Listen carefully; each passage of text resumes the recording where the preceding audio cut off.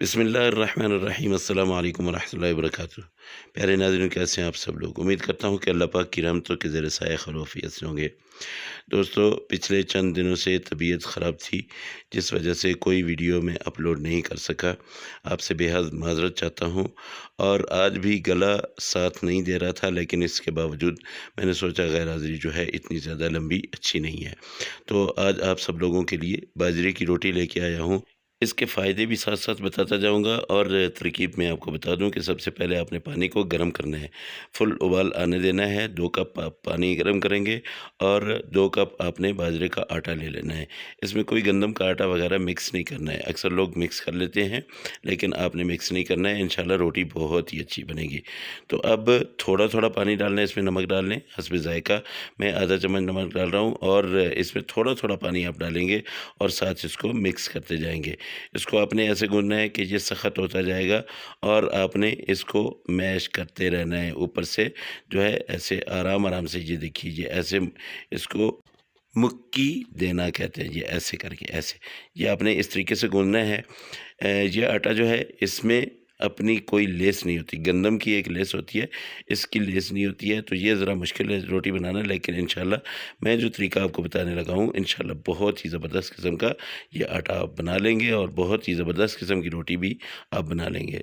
बाजरे की रोटी जो है आपकी हड्डियों के लिए बहुत ही फ़ायदेमंद है। सर्दियों में ख़ासकर बच्चों को, बड़ों को जो हड्डियों में दर्द होता है, उसके लिए बहुत ही मुफीद है। तो आपने एक लंबा सा यूँ करके एक पेड़ा बनाना है। अब इसके आपने 3 पीस बना लेने हैं। मैंने 2 कप जो इसमें आटा डाला था, तो इसकी मैंने 3 रोटियाँ बनानी है। ये मैं ज़रा बड़े साइज़ की बना रहा हूँ, आप छोटे साइज़ की बनाएँगे तो ये 5 रोटियाँ बन जाएँगी। लेकिन मैं आपको तरीका बताने लगा हूँ कि आपने रोटी बनानी कैसी है। तो ये इनको साइड पे रखते हैं। अब आपने क्या करना है कि प्लास्टिक को यूँ बिछा देना है, इसके ऊपर आपने रख देना है पेड़ा, कोई घी वगैरह नहीं लगाना है। आपने पेड़ा रखना है, और इसको बड़े आराम सुकून से इसका जो दूसरा हिस्सा होगा प्लास्टिक का, इसके ऊपर यूँ डाल दें। अब आपने बहुत ही आराम-आराम से इसको दबाना है। आपने बेलन के साथ इसको नहीं रोटी को बनाना, बल्कि हाथ के साथ बनाना है।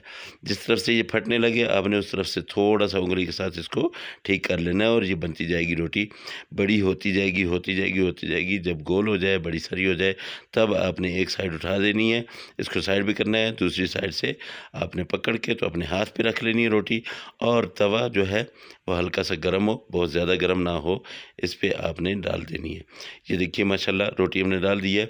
आँच को आपने हल्का रखना है, बहुत ज़्यादा तेज़ नहीं रखना है, वरना रोटी जो है वो अकड़ जाएगी, ठीक है? तो ये देखिए माशाल्लाह एक तरफ से हमने इसको पका लिया है, पलटा लिया है। अच्छी तरह नहीं पकी है, इंशाल्लाह दोबारा इसको फिर पलटाते हैं। लेकिन आपने इस पे कोई घी वगैरह अगर लगाना है तो वो भी आप लगा सकते हैं, लेकिन मैं बग़ैर घी के ही आपको ये बनाना सिखा रहा हूँ, बता रहा हूँ। तो ये देखिए माशाल्लाह एक तरफ से हमारी बिल्कुल रेडी हो चुकी है। आपने ऐसे जो कपड़ा होता है रोटी डालने वाला, उससे पकड़ के या स्पैचुला की मदद से ऊपर से हल्के-हल्के दबाते रहना है, ताकि अच्छी तरह से इस पे फूल आ जाएँ। ये बहुत ही ज़बरदस्त किस्म की रोटी जो है बिल्कुल आपके लिए रेडी है। अच्छा, मकई की रोटी जो है वो मक्खन या लस्सी के साथ अच्छी लगती है, लेकिन बाजरे की रोटी जो है ये आप देसी घी हो, मक्खन हो, अचार हो, इन सब के साथ आप खा सकते हैं।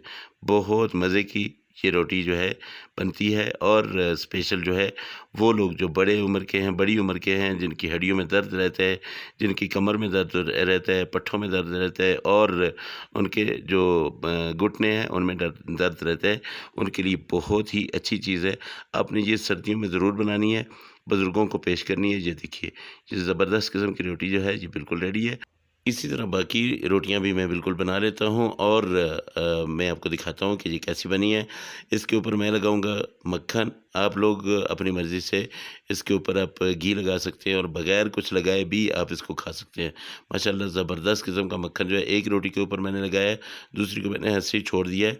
तो दोस्तों, अगर आप लोगों को मेरी ये रेसिपी अच्छी लगी हो तो मेरे चैनल को ज़रूर सब्सक्राइब कीजिएगा, और साथ में लगे बेल आइकन को ज़रूर दबा दीजिएगा, ताकि मेरा और आपका जो दोस्ती का रिश्ता कायम दायम रहे, मेरी हर वीडियो आप तक पहुंचती रहे। मेरे अल्लाह की रहमतें, मेरे अल्लाह की नेमतें आप सब लोगों के घरों में बारिश की तरह बरसती रहे। मेरे वो दोस्त दोस्त जो बीमार हैं अल्लाह पाक उनको शिफाए कामिला आजिला अता फरमाए, जो परेशान हाल हैं अल्लाह पाक उनकी परेशानियों को दूर करे। इंशाअल्लाह आप लोगों से अगली रेसिपी में फिर मुलाकात होगी। मुझे इजाज़त दें। एक बार फिर अपनी इस आवाज़ की वजह से जो डिस्टर्बेंस आपको हो रही है, माज़रत चाहता हूँ। अल्लाह हाफ़िज़। अस्सलामु अलैकुम व रहमतुल्लाहि व बरकातुहू।